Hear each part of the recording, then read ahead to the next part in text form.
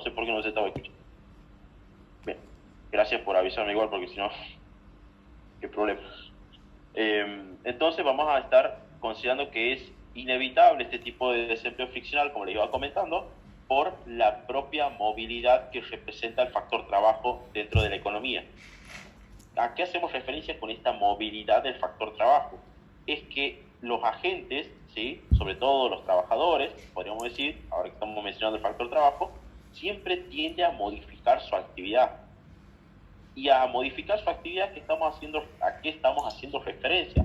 A que va a buscar planificar o bien direccionarse a adquirir, por ejemplo, mayores márgenes de habilidades, ¿sí?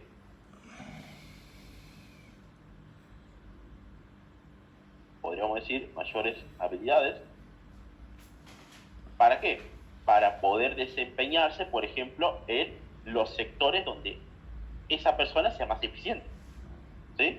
Porque justamente cada persona, sí, podríamos decir que eso hace a la división del trabajo, por ejemplo, ¿sí? Un tema muy importante que menciona el capitalismo, por ejemplo, que habla justamente de que las personas, ¿sí?, justamente se buscan siempre tender a desempeñar en lo que más eficientemente sea, ¿sí?, en donde rindan más, en donde su rendimiento sea más positivo, más eficiente, tengan conocimientos en ese sector, ¿sí?, generen un mayor margen de que pueden desempeñarse de mejor manera a largo plazo. Bueno, entonces a eso buscan los trabajadores muchas veces, adquirir habilidades para, por ejemplo, desempeñarse en donde sean más eficientes. Por ejemplo, podemos poner entonces desempeñarse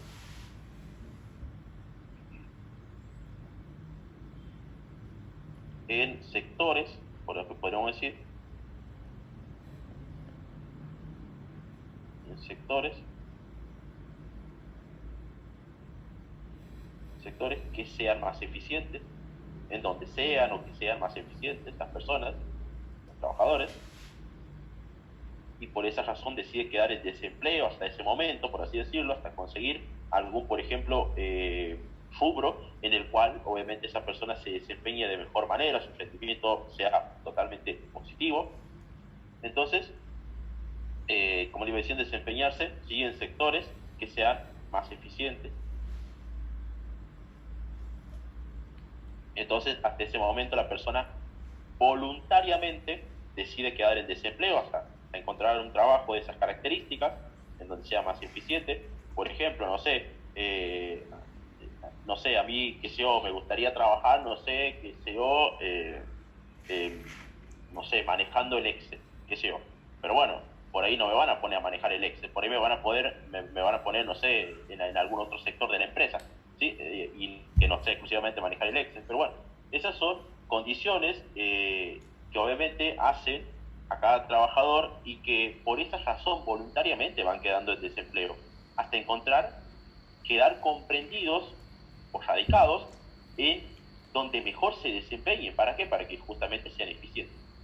Y es por esa razón, si es que no logran encontrar lo que buscan, voluntariamente deciden quedar en desempleo.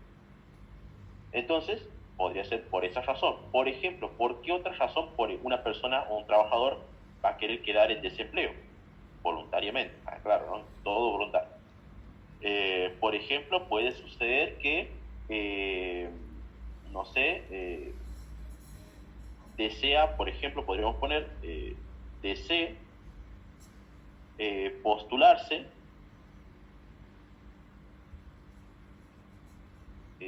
no sé, en trabajos que sean mejor remunerados, por ejemplo.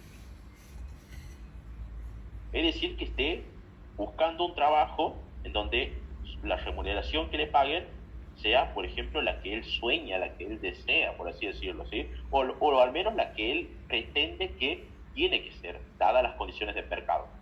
Bueno, eso puede ser también una condición de que la persona decida quedar en desempleo hasta encontrar, por ejemplo, un trabajo mejor remunerado, por ejemplo.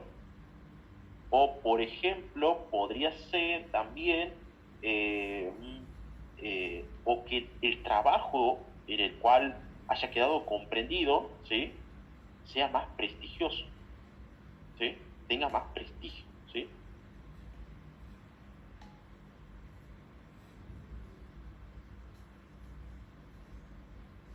bueno, por estas razones así, medio, digamos, que depende de cada trabajador, obviamente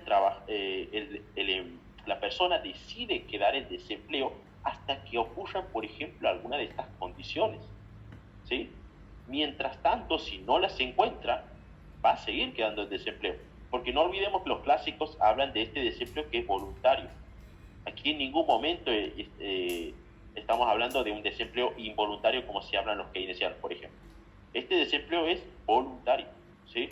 La persona no quiere trabajar porque no desea aceptar, por ejemplo, las condiciones de mercado o porque quiere encontrar un trabajo en el cual se desempeñe, dado los conocimientos que tiene, se desempeñe de mejor manera, o quiere encontrar un trabajo donde le paguen más, por ejemplo, que la anterior que tenía, qué sé yo, o que sea de característica más prestigiosa. Bueno, conductas que direccionan a que la persona, si no las encuentra, quede voluntariamente en desempleo. O bien, por ejemplo, también puede ser, no sé, eh, la movilidad geográfica. La movilidad geográfica.